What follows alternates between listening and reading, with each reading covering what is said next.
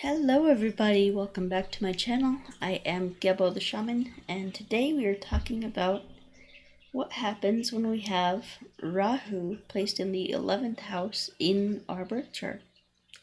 So before we begin, I'd just like to let you guys know that I am a Vedic astrologer. I do Vedic astrology, not Western astrology. Those are two different things. And Western astrology is off by 24 degrees, so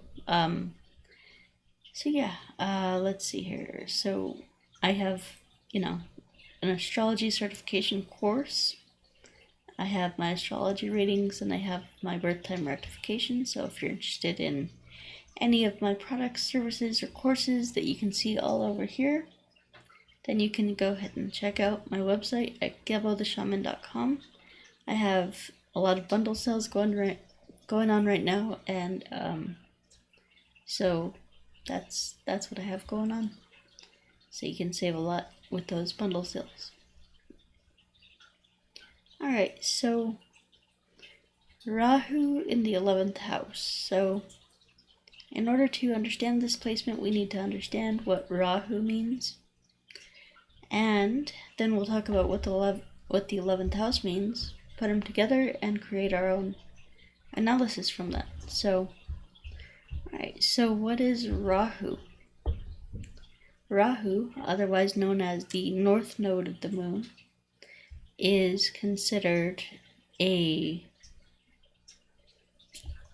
Vedic astrology, in Vedic texts, he is considered a demon or like an earthly spirit, and it's not like the demons that you hear of in Christianity or whatever. Those are two different things. Basically, Rahu wants to experience the earth, and he wants to experience like materialism, pleasures, sex, food, drugs, rock and roll. Just like good music, and like he wants to consume things, and he wants to feel satiated from what he consumes. So the thing about Rahu is he is what's considered a demon, but he has no body. He's basically disconnected from his body. So like he is what's called he's like a severed head.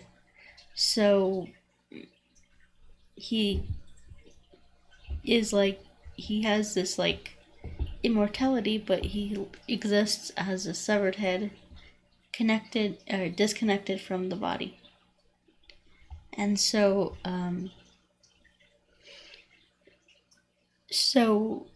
he wants to consume, and he's relates to addictions and unfulfilled desires and things like that. And he wants to consume things, hoping that he will feel satiated from them, feel full from them. However, that's not how Rahu, that it's basically impossible for Rahu's desires to be fulfilled, because he has no body. He is a severed head. He is disconnected from the body, so he has no capacity to feel full or satiated or whole in himself. He always feels like he's missing something, like he's FOMO, fear of missing out and things like that. Fear of like not getting everything that you want in life. He's always trying to get everything that he wants in life. So this is Rahu in the 6th house, or the 11th house. So that is just a general thing about Rahu's placement. So no matter how much Rahu consumes, he can never be full and satiated and satisfied. And so this kind of, continues into addictions, compulsions, bodily impulses, things like that. And so for like as far as addictions go, it's that that state of being in you know in the addiction. It being high takes you away from what takes you away from your reality. It's an escape. So Rahu is an illusionist. It's a trickster. It puts smoke in front of your face. It like clouds your thinking. It gets you to believe that one thing is true, but then he'll trick you, and it's like this whole thing of like being caught up in your attachments and believing something is true when it's not, and kind of you can easily be persuaded to conflate things, to put two things together that that don't go together. Correlation does not equal causation, kind of thing. So with Rahu, it's all about the unfulfilled desires. It's like trying to get that satisfaction, that satiation, that fullness, that wholeness. And so now with the 11th house, we'll talk about the 11th house. So the 11th house is the house of our gains, like the incoming money that we make, the gains. It is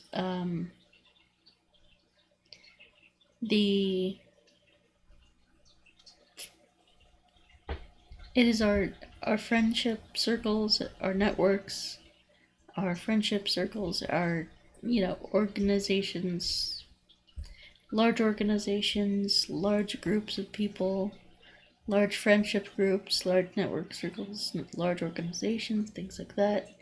And so this also has to do with humanitarianism.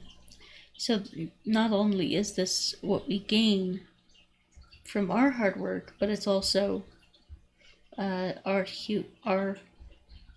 capacity for humanitarianism and giving to others and things like that. So helping other people out and things like that. So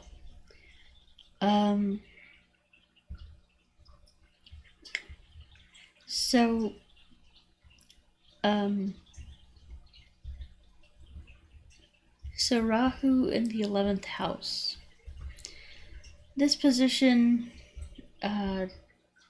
you could really go after like money. Like you could do very well in like business with trying to make money and things like that. And so Rahu in the 11th house, he is going to provide basically some knowledge in how to do that, how to because he is the trickster and he will stop at nothing to get what he wants. And so he can give you some intellectual capabilities or some like street smarts or know-how in order to accomplish those goals that you have about your finances and income and things like that. So Rahu can be very financially savvy, very like have a lot of know-how, how to invest your money, how to make money. I would say especially making money, like how to actually start a business, how to start making money, and whether that's in a good way or not. It's whether that's like a legitimate business thing or whether it's a pyramid scheme.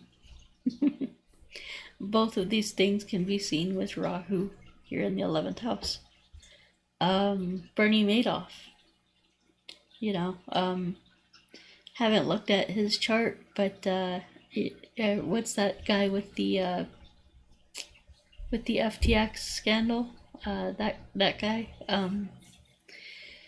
Haven't really looked at their charts, but that's Rahu in the 11th house. I mean, Rahu is going to consume everything. So this is also, one of those positions.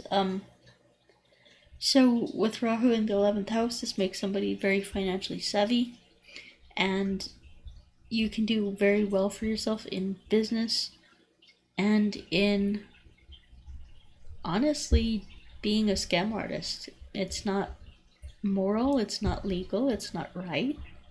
I don't condone it, but you could do, you could have the propensity to be a scam artist and scam people out of their money, which is not good. You should not do that. On the other hand of the thing, of no other side of the coin, the other thing about this position is that this is 11th house is concerning large groups, large organizations, large network circles, and humanitarianism, and friendship and friendship circles, things like that. So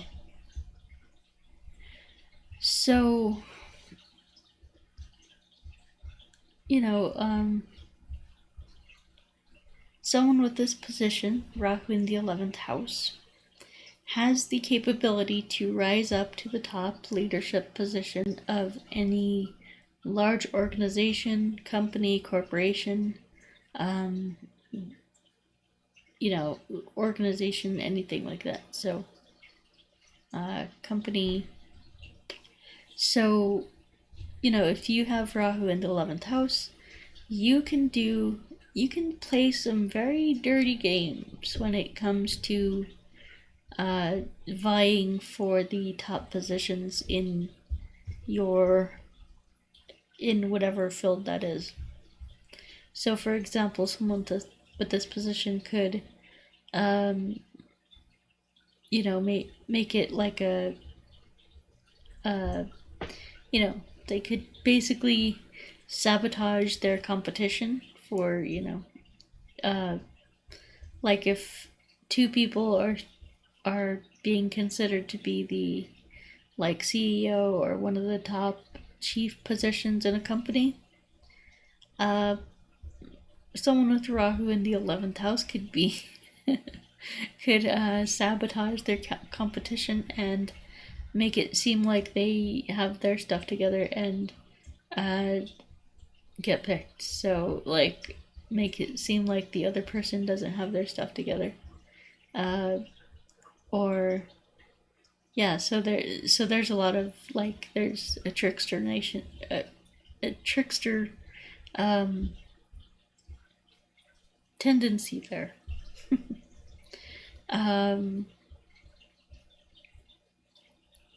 As far as well as 11th house is also our friendship circles, our network circles, and humanitarianism. So, so you could do very well with, like I said earlier, gaining money, learning how to gain money and things like that, and raise money, things like that. And the thing is, later in life, because you basically might have done this, you might have gained your wealth through dishonest or immoral means. That means that later in life you're going to want to give back to society in some way. So this, that ties in with humanitarianism, philanthropy, things like that. So, you could be a great, philanthropist or something like that. So yeah. However, Rahu in this position, definitely, like, it's all about its self-interest. At the end of the day, it like, so it might, have that situation that I just explained where it feels guilty about getting all this money from other people through maybe like scammy or scummy ways, immoral ways, and so it gives back, but it'll give back, it won't give back all of it, but it'll give back maybe 10 or 20%, and then the other thing about this is that whatever it gives, it'll make sure to, like, this is not the planet of selflessness. Rahu is very selfish, and so whatever he gives you, basically, it's like he wants everybody to know about it. So this is not like the anonymous giving or anything like that. This is you hear about these billionaires giving millions and millions of dollars to charities.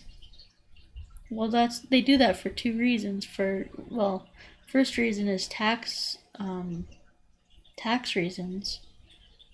The second reason is, they, I can't speak for them, but, like, they're probably not doing that out of the kindness of their heart. They're just probably doing that for, to kind of seem like a nice person in a way, like to get that public recognition from society, large friends groups, and things like that. So Rahu in the 11th house wants to be recognized by its friends as like a good person, or like, someone who is like, just wants that recognition from its friends, from its society, from its social groups, to kind of recognize that it has value and worth in, and so it'll kind of do things like that to get like PR and things like that. Again, someone with this position can be very good at PR. Like the public image of somebody, like things like that. That they can do things like they can basically, Rahu gives you the knowledge of how to trick everybody to get a certain outcome, and so you can be very good at PR and things like that. So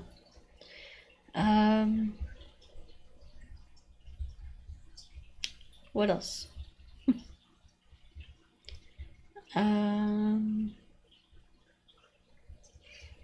Let me check on my time here. Yeah, I'm good. So alright. So I'm pretty good here with time, so I'm gonna go ahead and end it there. And if you guys want to check out anything that I have to offer, you can go to GeboTheShaman.com. I have my bundle sales going on right there. you can check out my Vedic Astrology certification course where you can become a Vedic astrologer. I'll give you your own website, and you can start making that a business today, or as soon as you pass that certification exam.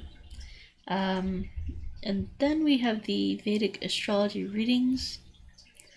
So I do have readings where I focus on your career, your relationships, and just a standard reading that I do for everybody. There's also a 1-hour consultation included in those readings, so it's it's very, very helpful. I've had a lot of great compliments and great reviews of my products and my astrology readings and things like that, so you can check those out on my website.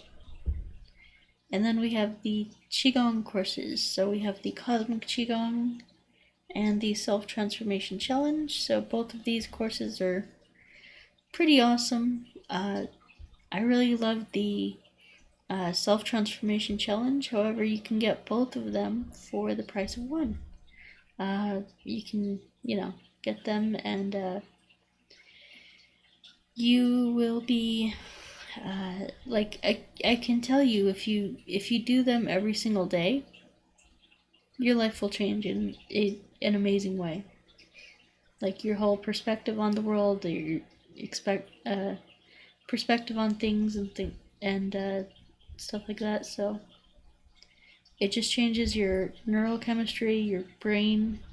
It's just an amazing program. So go check that out. Then we have the Qigong courses. So we have the Self-Transformation Challenge. So that combines Kundalini Yoga, Qigong, and meditation, and the lightning energy of the heart center. So, so those are the three energy centers, the three main energy types of the body, and it combines them and synergistically uses them to achieve spiritual evolution, awareness, things like that. It's really awesome, so definitely recommend. Alright, and then we have I have my birth time rectification. So if you aren't sure what your birth time is exactly to the exact minute, then I would highly recommend that you get a birth time rectification. Alright, so they are basically, that's good for if you don't know your birth time. That's a great resource to have. Basically how that works is I walk you through a series of questions and look at your chart and analyze it, and just it takes some time for me, but I can get it down to the span of 1 minute. So I can nail your birth time down to 1 minute, which is a lot of hard work, but it's like work that other astrologers don't know how to do or can't do. So I'm one of the few people who knows how to do birth time rectification. And then we have the distance energy healing. So using the Qigong practices that I have here in both of these courses, I combine Qigong, Shamanic healing practices, and like a special healing ceremony that I do with you, for you, and it's done where you don't have to be there, but the energy is quickly transferred to you, and it's very healing, very empowering, and 99% of all diseases probably caused by, in my opinion, I'm not a doctor, trapped emotions. Because, when we suppress our emotions, those emotions have to come out somewhere. They're energy, so they're energetic patterns and things like that that come up for us. So it's like if we aren't flowing with those, with the emotions, with the energy, then we're blocking ourselves, and that's causing all kinds of diseases and illnesses and things like that from the shamanic perspective. Alright, and then we have the career coaching and life coaching. So, if you are not sure what you're going to do in life, what you want to do in life, and then that career coaching is a great thing, because it allows you to just go into your unconscious mind and surrender to the transformation, the true life purpose, true life calling, and everybody is a precious and unique creation. So we all have our own life purpose and things like that. So check that out, as well as my life coaching. And then we have the ritual magic courses, so you can check those out. And I also have the emotional awareness course. So I'm working on expanding that and doing more with that. However, I just have a few videos on there for now, and yeah, that's about it. So anyway, guys, that's all I have to offer. So if you're interested in anything that I have to offer, you can go to gebotheshaman.com. Alright, check out all my courses, products, services, everything that I have to offer. gebotheshaman.com. And we will talk to you next time. Peace.